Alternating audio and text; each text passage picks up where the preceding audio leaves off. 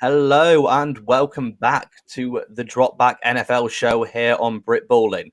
I'm Sam Lewis and joined by the boys Matt Burns-Peak and Stan Wilson. How are you both doing, fellas?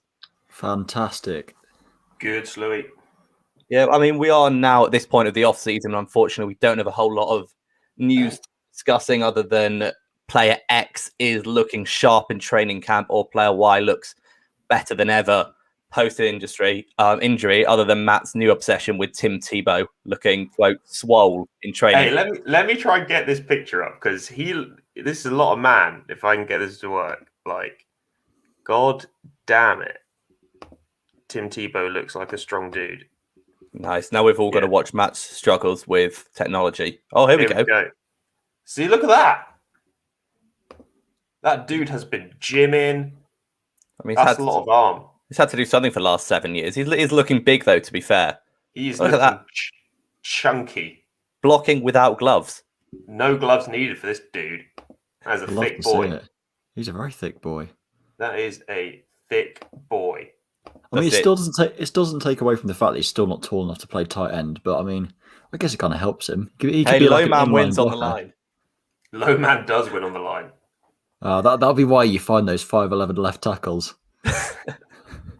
Right, but I mean, we've got some sort of NFL adjacent sort of news with the match after Tom Brady versus Peyton Manning last year is having another iteration. This time it's Tom Brady teaming again with Phil Mickelson against Aaron Rodgers, who doesn't seem too keen on football at the moment, and Bryson DeChambeau, who I've never heard of before, but apparently is just an absolute wind-up merchant. Love it. Love a bit of shithousery. I mean, we're very new to the world of golf beef, but I'm all for people winding each other up for no reason. Yeah, absolutely. I mean, Tom Brady learning how to use memes on Twitter is one of the best things to actually have happened this off-season. 100%. Yeah, it's one thing that we can get behind of, like, no matter the sport, other people winding each other up for no reason. Like, it's fantastic stuff. You love to see it, whichever game it's in. Yeah, DeChambeau replying with an old Deflategate meme. So hopefully it just heats up as we get closer and closer to the event and they're actually gunning for each other once they're on the course, which would be a way to make me actually watch golf, I suppose. That would be so sick. I also am enjoying how, like, this whole Aaron Rodgers off season has been, like, full of drama and stuff, and he's just fucked off to Hawaii and he's having a whale of a time. Like, as if he's just completely nonplussed. It seems like with whatever's going on in Green Bay, he's just like, I'm gonna play golf, play some guitar, chill out with my buddies, sing to a bit of Taylor Swift. Yeah, he's got a man bun too now, which I'm all for as well. You gave a man bun by the time the season starts, Stan? No, he's got one already. No, are you? Me? I don't think I could do that, you know? I'm not sure if my hair's compatible with the old man bun look. Believe in yourself, mate. Yeah, but Aaron Rodgers, I mean, he's done some sort of interview, but not really anything we didn't know. He's like, yeah, it's nothing the players. We love Jordan Love, but the front office, yeah, fuck them boys, which was basically the essence. Yeah, we knew that was the situation beforehand, really. It would have been a shock if he'd come out and gone like, I hate Jordan Love. Like, that would have been weird. Like, everyone knew the situation was that Gutekunst is like public enemy number one for Rodgers at the moment, and yeah, I mean, I wouldn't have expected him to be anti-Love because he was in the exact same position when it was at the beginning of his career. So he's got to have a bit of sympathy for Love. But it was quite amusing that the top 5 targets for the Green Bay Packers, none of which showed up to OTAs, which is worrisome if you're a Packers fan, I'm guessing. Yeah, it's just a bit worrisome, yeah. I mean, it is OTA, so we can't really read into it too much, but yeah, it is a bit worrying. Yeah, the fact that all top 5 of them haven't turned up, not just like maybe 1 or 2, it's all 5 of them. So I would be concerned if I was a Packers fan. Yep. Okay, I mean, in terms of NFL news, that pretty much sums it up. Tebow's looking big. Aaron Rodgers is in Hawaii and about to play Tom Brady at golf. So hopefully we've got a bit more drama for you next week. So for the rest of the show, what we're going to be doing is a live draft of basically franchise cornerstones. If you were starting a new franchise today, which players would you want to be picking to build around? And no quarterbacks, because otherwise those are going to be the only picks and you're going to trade the rest of them away for more pieces. So we did a a poll at the beginning, and I'm going to go first because they think I'm cheating. Shock. Of course. An absolute shock. Of You're going course. to randomly assign the order, guys. Oh no, I've come out first and Matt's last. Who has seen this coming? Bullshit. You done? You got any more complaints there, Matt? Probably. I'll keep them. I can imagine you'd have many more. All right. Okay. So first of all, first pick in the draft. If we can't go quarterback, the next most important thing as a franchise is being able to get after a quarterback, which is why I'm doubling down on my first pick from the last live draft we did, which was about Hunger Games. And I'm going to go with Myles Garrett, who's been a consistent weapon since he entered the league. 10 sacks each, over 10 sacks each of his years, apart from his rookie year where he got 7, and is pretty good against the run as well. Stan, I saw a face there. Have you got an issue with this one? I don't know. I think Myles Garrett, I've never really thought of him as sort of like a top 10 kind of player in that sort of respect. Like it makes sense, but that's helmet punching talk, buddy. Yeah, I mean the age was a factor. I was tempted to go Aaron Donald, but he's 30, and if we're looking at this, like, right, this is 5 years of the franchise you've got to be set up for. How many years of absolute dominance does Donald have left? The other one I was thinking about was Chase Young, but it's one season. I'd struggle to go with Chase Young first overall. Chase Young would be a cool pick, but I understand number 1 overall. That's a bit rich. A bit too far for Chase Young, just at this point in his career, anyway. All right, so was it Matt next? No, Matt was last, wasn't it? So last. It's me. Don't wind me up next time. So we're picking someone who we think we can rely on consistently for our franchise. He's going to be there, solid. I want to go Justin Jefferson here. I think he had an absolutely incredible rookie season. I don't hate that at all. This is the tip of the iceberg with him. What we saw was a groundbreaking season from him, one of the best rookie wide receivers ever had. And that's just his rookie season. And he's playing with, like, Kirk Cousins is a good QB, but imagine if he was playing with a QB, like, I don't know, like a proper franchise QB, someone like Pat Mahomes, Aaron Rodgers, Matt Stafford, one of those caliber of QBs. If he had one of those QBs, he would be just ridiculous and out of this world, especially with the fact that he's going to be better trained, he's going to have better skills, and he's just going to be more like acclimatized to the NFL environment. So what is it that makes you go Jefferson over, I don't know, a Tyreek Hill or a Stephon Diggs or maybe like an AJ Brown? He's only 23. AJ Brown could be a pick, but I prefer Justin Jefferson as a player to AJ Brown. I think Jefferson's more versatile. I like it. I think it's good. Makes sense. I'm not sold on that, but first overall, I don't know. I think first overall receiver, how much depth there is at receiver. I don't know. It's a little bit rich for me, but that's why it's your team, not mine. I'm starting a franchise though. I'm not going to want to pick like someone like Tyreek Hill. I think he's a great player. And if I was drafting a team to play now, then yeah, sure. But if I'm starting a franchise, I want someone young and I want someone who's already like a top 5 at their position. So Justin Jefferson. Whoa, Justin Jefferson top 5 at the position already. God, gosh. Wow. Whoa. That is a bold claim. Can I take a guess at what Matt's pick's going to be? Tua. You can have He's going to go Tua. No, it's mate. No, it's not. It's going to be Derrick Henry. Ha! You funny. I think it'll be Derrick Henry. He's not Joe. That's true, actually. I'm not president of the running backs committee. However, I am going to pick something that is to do with the run game. I'm going to go Quentin Nelson so I can punch guys in the mouth for the next 10 years. Nice. Have my O-line set. Yeah, top 5 position. If we're going by that like rationale, then yeah, Quentin Nelson. Easy fantastic. money. I think you can't go wrong with that. No, Quentin Nelson's great, but he's only 25 still as well. He's young. Do you see the stat that he's got as many sacks allowed as he does all pro selections? That is fantastic. I love little stats like that. It's like Larry Fitzgerald and his tackles and dropped catches stat. It's just, I love him. Speaking of which, I didn't know that Larry Fitzgerald wasn't on a roster at the moment. No, he's a free agent. Do you think he gets on a team, or do you think he probably retires quietly over the summer? He could resign for the Cardinals. He's contemplating retirement. He still hasn't made a decision yet, but I don't know. I think he will. I don't think there's really a place for him on this Cardinals team anymore with Rondale Moore and Christian Kirk in the slot. Yeah, I mean, he gives you a different sort of weapon for those two. That if you need like 4 yards, you can send him and he's going to body out a DB. I love him. Like I love him to death, but I just think move on, old man. No, that's too rude. I wouldn't say that to Larry.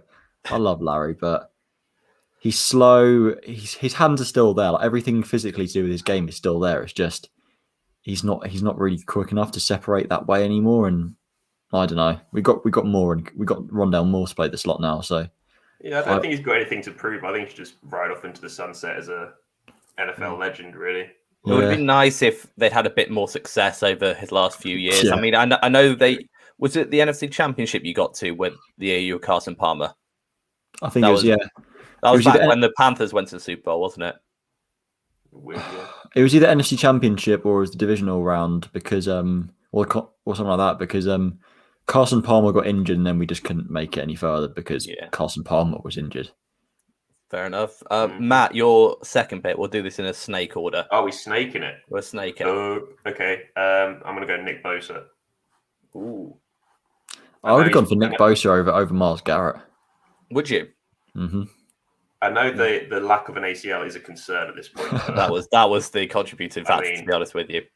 When that guy's healthy, he is outrageously good at killing QBs. And yeah, I mean, I've seen enough. I think we've all seen enough from Nick Bosa to know that he's a top pass rusher in this league when healthy. So he's still young. I'm going to bank on him that he's going to overcome the injury trouble. And I've sorted an O-line piece. I've sorted a pass rush piece. I think you're fucked. I love your optimism. Mm-hmm. Yeah. All right, Stan, who are you going for? I don't know here. I was going to go for Quinn Nelson at this pick. I'm thinking I should have gone for it first. If we're going based on, yeah, you could have got Myles Garrett here easily. Mm. If we're going based on projections of what players could be and them being raw talents right now, part of me wants to pick Penei Sewell here. I'll go for it, mate. Go with your youth. Pure raw pick. He hasn't played a damn snap. Wait, how after all the talk you said pre-draft, how are you going Sewell over Slater? It's a projection. Oh, that is crazy. It's a projection. It's a projection. That's why. I don't know what to trust with you anymore. His ceiling is higher than Slater's, and I've said that all along. Maybe I should wait to the next pick and go for TJ Watt as my second round pick. Yeah, that's a nice little pick there. I think I'll go TJ Watt, and then I know none of your picks yours, so I'll just go Sewell next round. Pick Sewell. I'm tempted, but I mean, if we want a younger left tackle, not as young as Sewell, obviously, but he's still got at least 7 years, I reckon. I'm going to go Ronnie Stanley. Oh, that's a pick. From the Baltimore Ravens. Do not. I mean, let's protect the blind side of whichever QB we get now. Ronnie Stanley, arguably one of the top left tackles in the league right now, and you'll get a full, another contract out of him. He's good enough to force Orlando Brown to not even get a look in at left tackle and have to look elsewhere. So I don't have any qualms going Ronnie Stanley. And do I get another go here? It is, yeah. Snaky. Do whatever you want anyway. Snake. Right. So I've sorted out the beginnings of a line there. I think I'm set there for a little while.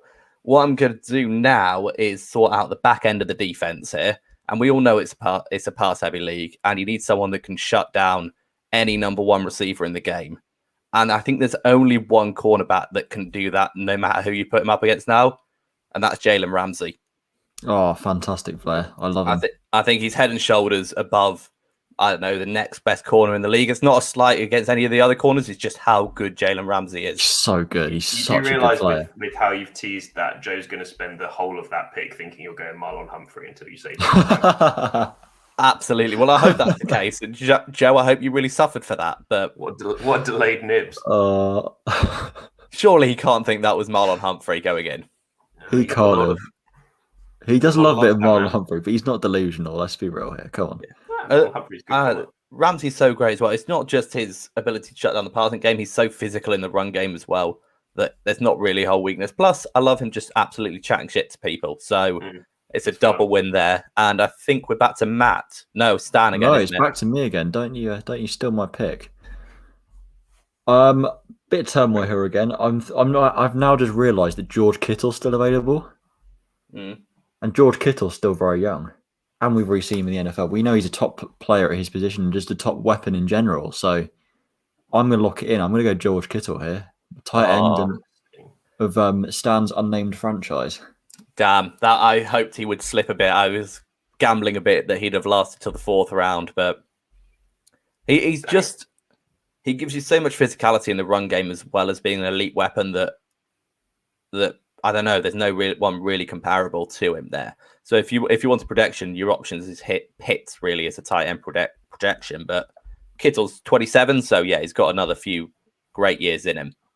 I reckon he can play. He can play longer than most people as well, because at the end of the day, he could just play as like a blocking tight end, which is something he excels at anyway. So even once his next contract after this one's done, he's still going to stick around. I reckon he could play till he's like 30, 35, 36.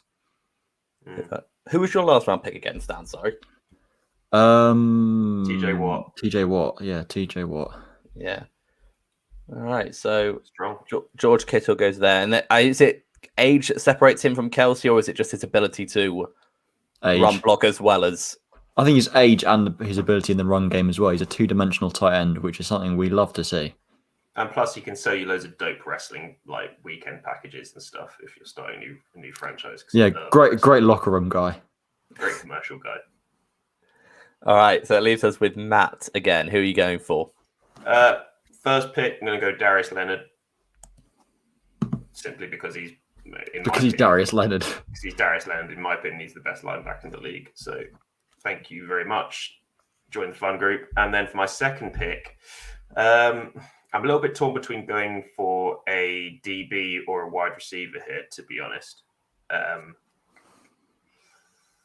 Although there is another player that's now springing to mind as a game changer on offense.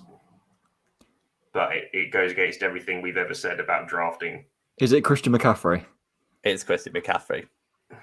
It's either him or Aaron Jones. It can't be anyone else. I mean, Saquon Barkley also plays football, bro. But but he doesn't. He's not a pass catcher. In the same way that McCaffrey.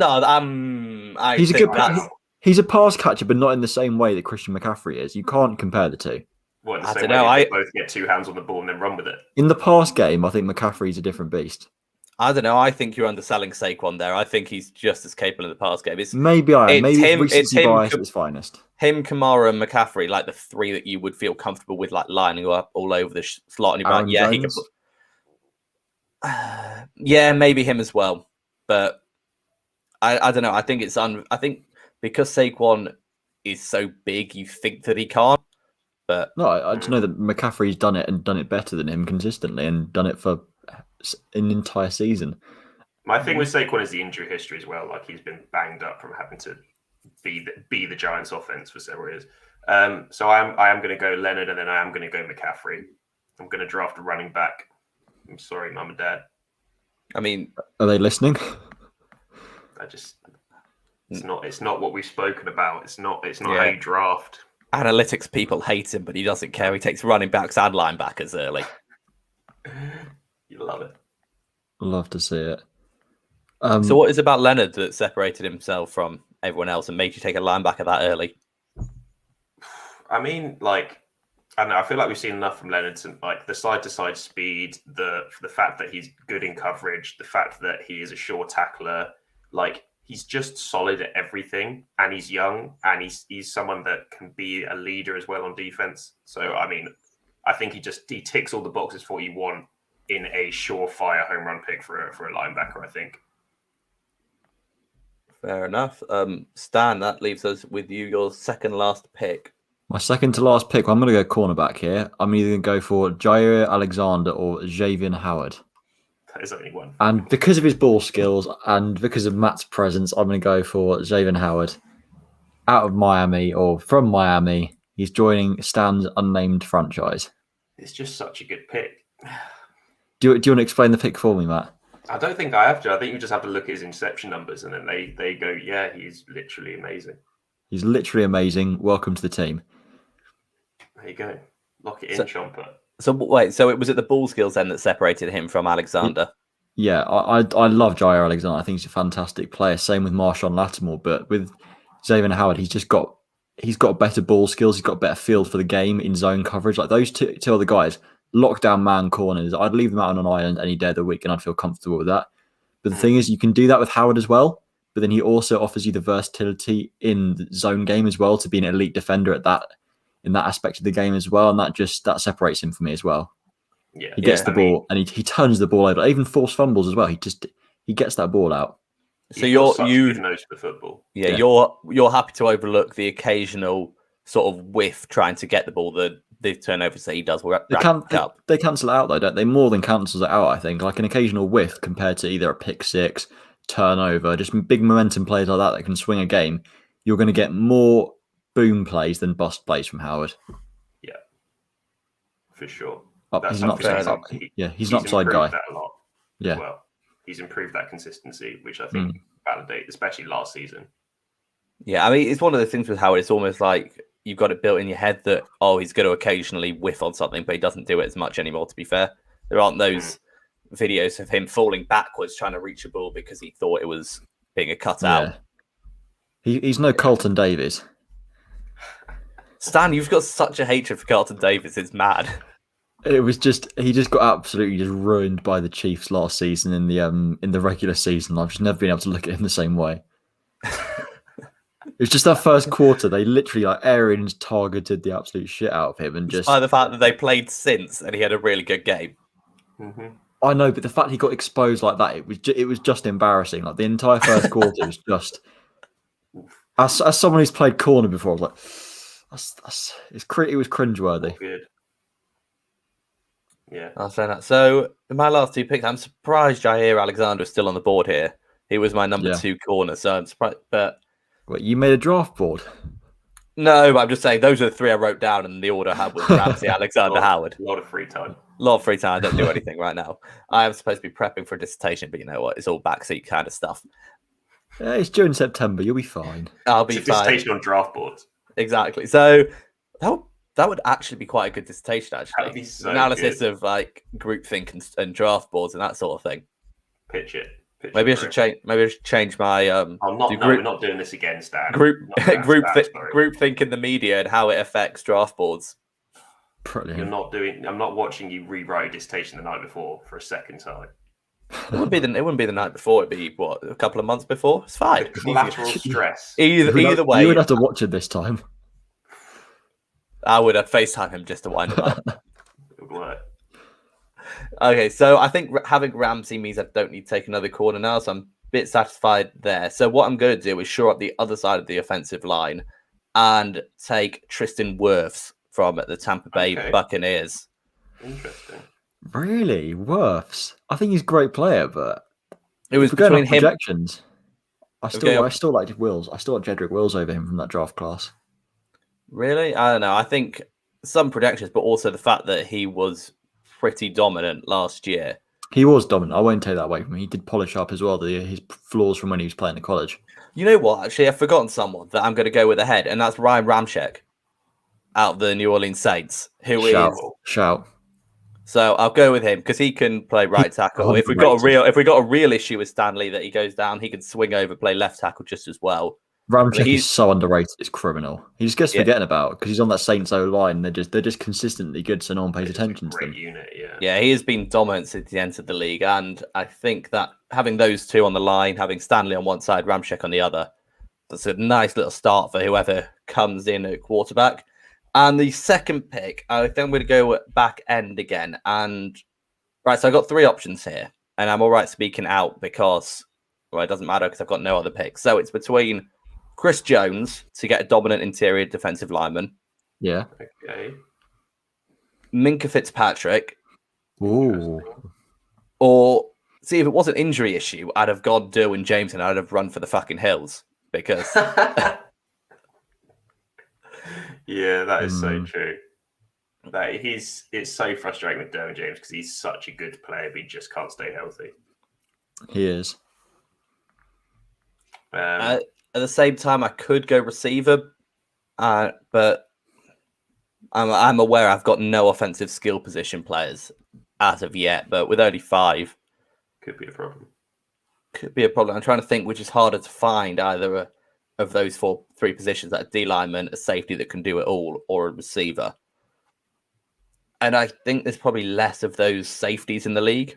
Yeah, definitely. It's so hard to find a rangy safety who can affect the game in multiple levels. So the question has to be, how concerned are you about the injury history of Derwin James? And can you settle for only 3 out of 5 seasons? And I'm not sure I can. I think the way that Minkah Fitzpatrick has basically turned into a dominant force since he's moved to the Steelers, and is like, "Oh, play me my actual position. I'll be good. I promise." I was like, "Oh yeah, he's an All-Pro if you play him there. That actually works." So I'm going to go Minkah Fitzpatrick to round out my team.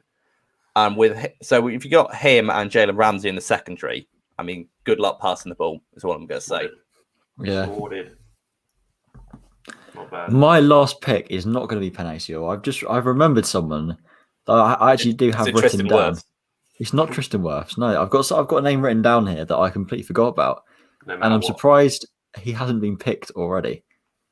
Fred Warner, San Francisco 49ers, inside linebacker, phenomenal player, well worthy of a top 5 pick in this draft. Phenomenal talent, can play the game against the pass, against the run. He's versatile, does it all. All you need in an inside linebacker. Yeah. No. I've got it can't be that old. It can't be more than that, 24, 25. Yeah, he was a 3rd round pick a couple of seasons ago, so it can't be that old. I'll find out for you. Yeah, 24. He will be 25 part way through this season. See, yeah, it was between him and Leonard for me at middle linebacker. I just thought I'd rather have some other positions shored up. If you're going into the team, it's like I would rather have an elite corner or elite safety than a top end linebacker. It's just my personal preference. You got to make sacrifices when you only got 5 players. You do. That's fair enough. Yeah, I like that. It's a baller. He is a baller. I'm trying to think where to go with this one, to be honest. There's a few sort of names popping around. Myles Gaskin. Salvin Ahmed, I think, still available. Is Jakeem Grant still on the board? I can't believe Jakeem Grant's fallen this far. It's outrageous. Yeah, especially with Matt on the stream. Jesus. Plus, he's a double threat. You can use him in your return game as well. Yeah, he's a threat to the opposition. He's a threat to your own stress levels because he drops so many passes. Maybe you go kicker here, get some points on the board. I think you got it, don't you, Jason? Someone's just kicking me out. I think Matt Hawk's still available as well. But in all seriousness, I'm going to probably go receiver. I'm going to go with a dude who I don't understand how he's so big and yet so fast. And if he keeps developing, if he keeps developing into the player that I think he can be, I mean, he was running almost Olympic times this off season. So I'm going to go DK Metcalf as my cornerstone wide receiver for the new franchise. I think he is someone who has grown into and will continue to be a dominant wide receiver that you can throw it up to or can take the top of a defense. Yeah, he's developed very well. I think he's been sneaky good last season as well. Maybe went slightly under some people's radars. This year in fantasy, he could end up being like a top 3 round pick potentially. I mean, I know it's the off season, so it'd be top 3 round.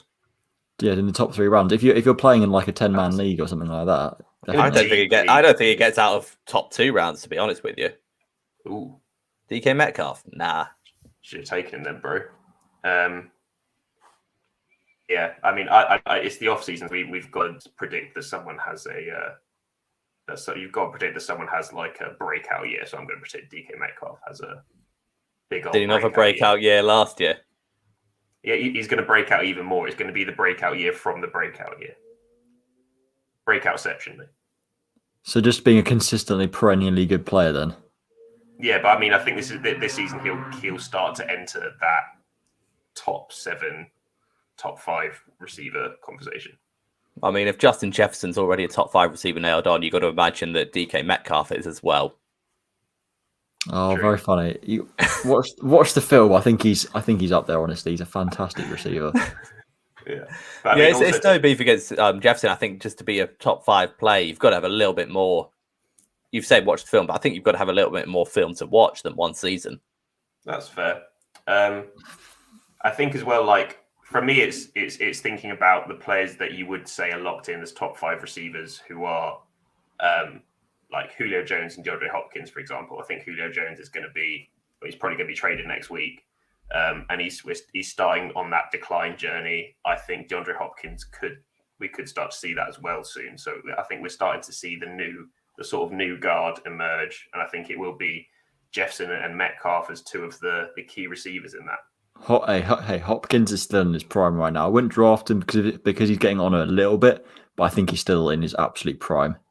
Yeah, I'd say Hopkins has still got definitely a few more years of top level play. But you're right. I mean, if you're drafting this looking at 5 years, like how old is Hopkins now? Must be 29. It's a similar reason why I didn't really look at Devonta Adams, because as good as he is now, I'm not sure you'd want him for another 5 years over some of these younger guys.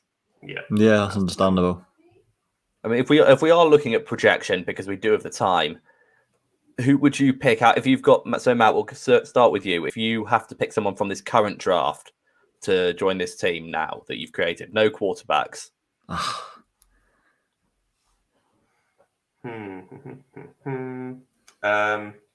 So I am aware I'm putting you on the spot a little bit here, but there's no prep here. This is all candid thoughts. I feel like is this based on who I've already drafted as well, or just a clean slate? Yeah, I mean, good. Yeah, in that case, I'm going to take Penny. You'll fill out that O-line. Stan is livid. Stan's like Stan, who still hasn't taken a no lineman. Haven't taken an O lineman. I don't know. It's line up saloon doors, mate. I feel like you can pick up like average. I mean, I have to end up picking average O lineman, aren't I? Yeah. But I mean, Kyle Pitts is there. I could go for 2 tight ends, or Kyle Pitts and George Kittle would be absolutely immense. We've got Jaden Phillips still available as well. Jaden Phillips is a baller, I hope. Yeah, Jamar Chase, Jalen Waddle. Jalen Phillips is one of those that we've heard a lot of off-season, training camp stories about already. How he looks like a monster and is always aggressive. It's like, yeah, he should be. He's a D lineman. Is the game starting to slow down for him as well? Not quite yet. He's still learned the first year playbook. Player. He's learned the playbook. Wow. He just wants to do a good that's job a second year one, Stan. He just wants to do a good job for his teammates. Okay, so for development player, injury history. It's up to you, mate, isn't it? So we're taking into consideration. Factors, mate. The past has happened to them. I've already taken a corner. I'm going to. This is tough. This is very tough. You put me on the spot here. You put me more on the spot. On the spot. At least I've had a few minutes to kind of like semi-plan, but not really at the same time. I think how much of these players you've spent your time watching over the off season already. That's true. Like you've watched a lot of film. I have. I'm going to go Kyle Pitts just because he's Kyle Pitts. Fair enough. That's all I need to say. Yeah. I'm not going to argue with taking a tight end ridiculously. Best player available. If I picked Mike Gesicki in that draft, you wouldn't be complaining. I said I'm not complaining, Stan. God. So does that mean I can finally take a receiver and just go Jamar Chase then? Yeah, go for it. Well done, you Slew. I bet you feel really proud of yourself. I'm not that proud of myself because I messed up and didn't manage to take Quentin Nelson. I really should have gone that first. No. You goofed it. I did goof it, but at least I didn't take a running back and a linebacker back to back. Hey, you'll find out. You'll find out all about them when our franchises play each other. What these 6 aside players, 2 of which are by the linemen. 6. Christian McCaffrey's going to score one on the ground and score one in the air, and then give you the middle finger on the sideline. I feel like that would be the most un-Christian McCaffrey move ever. Just like his GM. One of those. I made a note of all the teams that passed on me, and it was Stan and it was Sam. I can imagine Derek Henry doing that on the sideline after stiff-arming someone, just like following up with a middle finger. Yeah. I think that'd be pretty. He'd get fined. He'd get fined millions for that by the NFL, but it would be 100% worth it though. Yeah, I don't know. I think it would depend on who it's against and sort of what game it is. Because it's just like week 4. It's like Jalen Ramsey. If it's on Jalen Ramsey in the Super Bowl and he palms him off and then just flips the bird, that would probably be worth it. In fact, I can imagine that the Titans owner would just cover that fee if he did that in the Super Bowl. Yeah. I think so as well. It would be amazing.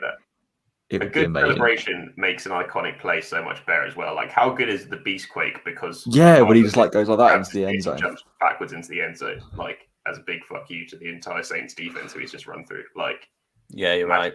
And everyone remembers Juju, don't they? Every one of his celebrations, little dance he does, they all go viral, whether we like them or not. It works. Publicity. swear to God, if one of you had picked Juju, I'd have stormed out of this stream. I should have picked Juju. Yeah, it's celebrations Joe's and not- play calls. Yeah, celebrations and play calls. Oh, who do we think Joe would have picked then? Marlon Should we go through his Humphrey, picks? followed by Derek Henry, Derek Lamar- Henry, Marlon Humphrey. that's right. LJ Ford. Probably would have forgotten. No, and picked I Marlon don't Humphrey think I again. don't think LJ Fort's an all pro. I just think it's surprising how really good he was. Mark Andrews, he's in straight away. Oh yeah, Yeah, Mark no- Andrews is in. Yeah, Mark Straight Andrews in actually there. wouldn't be a bad pick, to be fair. No, it wouldn't. Like we make fun of his him being a bit of a Ravens homeboy, but Mark Andrews would genuinely be a solid pick. Who else would he pick? Who else would he go? Who was that linebacker they picked last year? Patrick Quinn. No, he hates Patrick Quinn. He doesn't like Patrick Does Quinn. he? He spends Yeah. so much time slandering Patrick Quinn. He just doesn't I thought have he to. was still kind of sold on the potential, but touche. I think he might be, but he definitely wouldn't pick him as one of his No first chance. 5. He loves a bit of Chase Claypool as well because he picks him off the waiver wire in our Does fantasy love league this Chase. year. He gets very Yeah. attached to his fantasy players, does Jay? It's because basically he was doing shit in fantasy, so he got the chance to pick Claypool. Really turned his year around. I don't know. I think he likes It Claypool. is. I think it would have been hard. I think it would have been a reach to pick him in the top 6 players. He does Yeah, like and- his big body receivers though, doesn't he, old Joe? I think he'd probably go AJ Brown before he go Claypool. Yeah, that's true. He would. He likes AJ Brown, Pittman, that sort of style of receiver. Just a big dude on the outside. Big boys, yeah. I'm surprised Chase Young didn't get picked. He might have taken him, but I don't know if he would have. So again, there's not a lot of sample size to go on. I mean, the sample size that we do have is pretty dominant and scary stuff, but I want a bigger sample. Yeah. I prefer TJ Watt personally at this stage in his career. I've no doubt that Chase Young will overtake him and maybe makes it the jump in his sophomore season, but still, I'd take TJ Watt in a heartbeat. Fair play. No one's going to fight you about that, Stan. No, I don't think he TJ can. Watt's a great player. He is fantastic. All right. I know we've only been going 40 minutes, but unfortunately, due to the limited action there is being in the NFL at the moment, we're probably going to have to call that stream a day now. But Yeah. Thank you for listening. If you didn't catch all of it, it will be available still on all the channels and released as a podcast tomorrow. Make sure you follow all of our social medias. It's at The Dropback on Instagram, Twitter, and Facebook. Check out thedropback.com. We've got articles and a whole lot more on there. So again, that is the end of the show. I've been Sam. I've been Matt. And I've been Stan. Until next time, goodbye. There's